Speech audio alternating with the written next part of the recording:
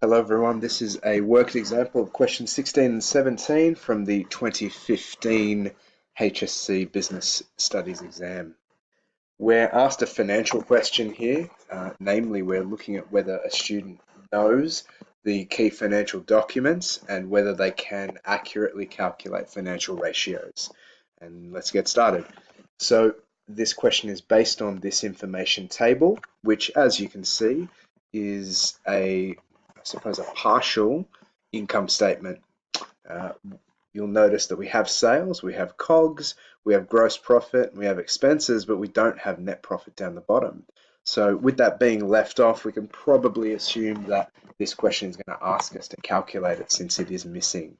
And there it's just testing whether you know that this is an income statement and then what exactly we would have to do to find net profit. And just as suspected, here it is. What is the net profit ratio, net profit over sales for 2014? It isn't available, so what that means is we need to calculate it. And how do we do that for question 16? To complete, what we need to do is we have to use our memorized formula, which is that gross profit minus expenses equals net profit. And that's something you're going to have to know going into the exam. So it all really hinges on whether you can memorize that to be able to complete this question correctly. So if we just use the formula that net profit equals gross profit minus expenses, we can put in the right information here, which is that 50,000 gross profit, and we have expenses 20,000. We then have net profit at 30,000. Now that we have it, we can actually use the net profit ratio. We put net profit over sales, we multiply by 100 to give a percentage, and we can see that the answer must be 20%.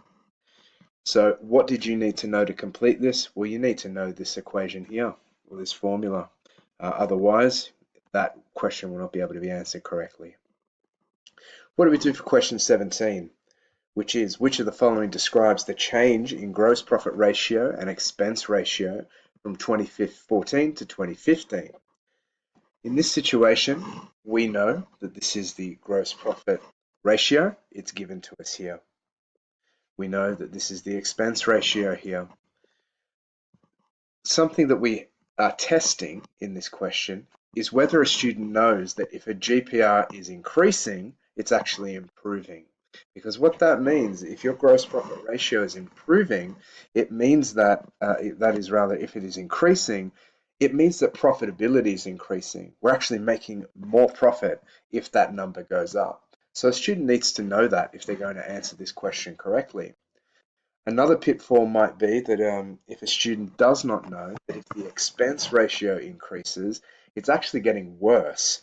Because what it means is that it's more expensive and inefficient to make sales, because the expense ratio actually measures how much of a percentage of our sales are getting absorbed by the costs of actually making those sales. So really, these are the traps here for the students, is do they know that profitability going up is good and that actually an increasing expense ratio here is worse. So I'll give you a chance now that we do have these ratios given to us here in the table. You can actually just put the correct information into your calculator, and I'll let you have a chance to calculate it yourself and have a go at question 17. So if you did your calculations correctly, you would see that actually gross profit has risen. It's gone from 33% to 50%. So that would mean that our answer has to be in here somewhere. Gross profit ratio has improved. So already we can eliminate these two. They're definitely not the correct answer. If you did your calculations correctly again, we can see that the expense ratio has gotten lower. Okay, it's reduced. But that is a good thing. It means it's actually improving. We're using less of our resources to make our sales. So that must mean that if this one has improved and this one has improved, the correct answer must be A. So a couple of traps there that can trip up students if they aren't aware what the ratios actually mean. And it sort of goes into that next level of not only can you calculate this ratio properly, but do you know what this is actually meaning? when you get your results. Hopefully this has been helpful. Good luck.